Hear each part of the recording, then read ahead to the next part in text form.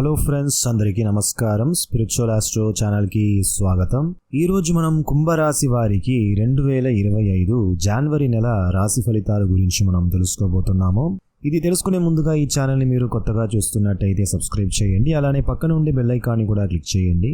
Subscribe చేసిన వారు bell ఐకాన్ని క్లిక్ చేయకపోతే నేను అప్లోడ్ చేసే వీడియోస్ మీకు తరచుగా రాదన్న విషయాన్ని తెలియజేస్తున్నాను. కాబట్టి బెల్ ఐకాన్ని క్లిక్ చేయండి ఫ్రెండ్స్. ఇప్పుడు మనం వీడియోలోకి వెళ్దాము.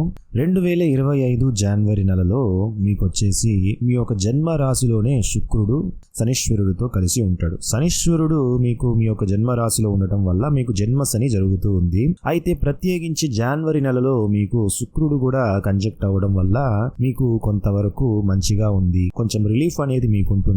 ఇన్ని రోజులుగా మీరు ఫేస్ చేస్తున్న కష్టాలు అనేది కొంచెం తగ్గినట్టుగా ఒక ఫ్రీగా మీరు ఫీల్ అవుతారు. మానసికంగా కొంచెం ప్రశాంతత అనేది మీకు బాగుంటుంది.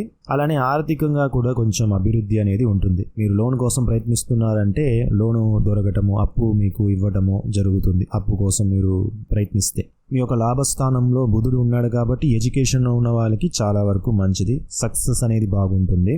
ఎడ్యుకేషన్లో మాత్రమే కాదు, యూజువల్గానే మీకు సక్సెస్ అనేది బాగుంటుంది. కొంతవరకు బెటర్గా మీరు ఫీల్ అవుతారు ఈ మంత్ అనేది ప్రత్యేకించి. ఇక మీ యొక్క ద్వితీయ స్థానంలో రాహు కాబట్టి ఆర్థికంగా మంచి అభివృద్ధి అనేది ఉంటుంది. కొంతవరకు పర్వాలేదని చెప్పొచ్చు. ఆరోగ్య విషయానికి వచ్చినప్పుడు పెద్దగా ఎక్కువగా మీరు వర్రీ అవ్వాల్సిన అవసరం లేదు.